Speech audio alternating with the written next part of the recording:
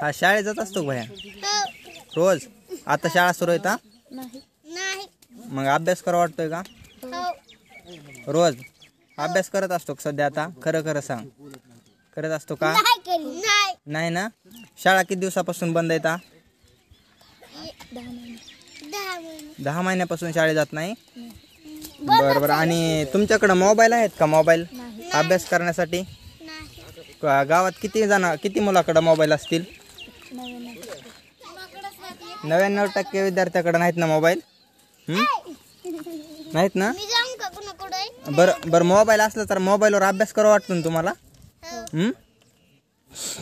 बरं. आता सध्या अभ्यास सगळा बंदच आहे. मग शाळा कितवीला आहे तू शाळेत? अभ्यास शाळेत जाऊ वाटतं ना? खरं खरं सांग. सध्या अभ्यास मग आता बंदच आहे ना सगळा अभ्यास? सर काय देतात का तुम्हाला? सर काय देतात का अभ्यास करायला? काहीच नाही ना? सर मोबाईलवर पाठवतो काय म्हणले होते का? नमस्कार, मी समाधान अशोकराव सोळुंके. आज आपण चाकरवाडी येथे आलो असता विद्यार्थ्याची शिक्षणाची परिस्थिती अतिशय भयंकर झालेली आहे. तर आपण पाहू शकता कशा पद्धतीने विद्यार्थ्यांना शिक्षणासाठी अडीअडचणीला सामोरे जाऊन अतिशय गंभीर परिस्थिती ग्रामीण भागातील विद्यार्थ्याची आहे. एक तर पालकांकडं मोबाईल घेण्यासाठी पैसे नाहीत, आणि विद्यार्थ्यांना शिक्षणाची आवड असताना देखील शाळेमध्ये अशा पद्धतीने त्यांच्याकडं पूर्ण सुखसोयी नसल्यामुळं, मोबाईल नसल्यामुळं, आणि व्यवस्था एक पद्धतीने अतिशय ग्रामीण भागामधील शैक्षणिक व्यवस्था ही हवी तेवढी चांगली नसल्यामुळं विद्यार्थ्यांना शिक्षणाची एक आवड असून देखील शिक्षण विद्यार्थ्यांचं बंद आहे. तरी आपण पाहू शकता कशा पद्धतीने. कितीला शाळेमध्ये तू? मराठी वाचता येतं ना?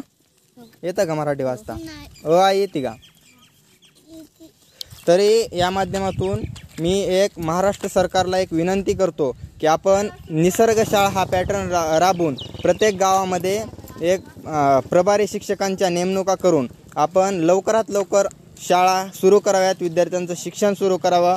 आणि काही मदत लागली तर मी स्वतः समाधान सोळुंके, मी 5 महिने गावामध्ये निसर्ग शाळा चालवलेली आहे आणि निसर्गाच्या सानिध्यामध्ये आपण शाळा सुरू कराव्यात.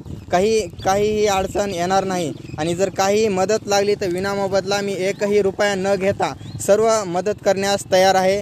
तरी महाराष्ट्र सरकारने याकडं गांभीर्याने घेऊन आमच्या ग्रामीण भागातील विशेषतः विद्यार्थ्यांचं शिक्षण पूर्णपणे म्हणता येईल बंदच आहे. तरी या ठिकाणी ही परिस्थिती पाहू शकता आपण. किती दिवसापासून बाहेर शाळेमध्ये नाही तू? 10 महिने झालं का? कोरोना आल्यापासून शाळेत गेलेला नाही? वह्या पेन आहेत का तुला घरी सध्या? आहेत का सगळे? बरं. तर आपण पाहू शकता विद्यार्थ्यांना शिकण्याची आवड असताना देखील शिक्षण सध्या बंदच आहे. तरी ज्या गावामध्ये शिक्षक आहेत त्याच गावामधील शिक्षकांच्या प्रभारी शिक्षक म्हणून काही दिवस नेमणुका करून आपण शिक्षण चांगल्या पद्धतीने सुरू करू शकतो. तरी सरकारने याकडं गांभीर्याने लक्ष देऊन लवकरात लवकर विद्यार्थ्यांचं शिक्षण सुरू करावे ही नम्र विनंती. जय हिंद, जय महाराष्ट्र.